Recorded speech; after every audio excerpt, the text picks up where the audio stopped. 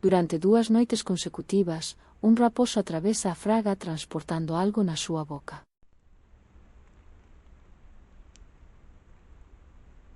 O traxecto é sempre o mesmo.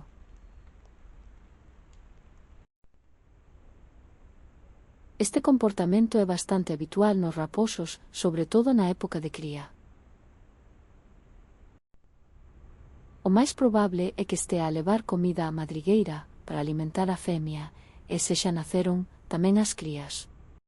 Nesta etapa, o macho adoita axudar achegando presas, mentres a femia permanece coas crías. Por iso é normal velo repetir o mesmo percorrido varias noites seguidas.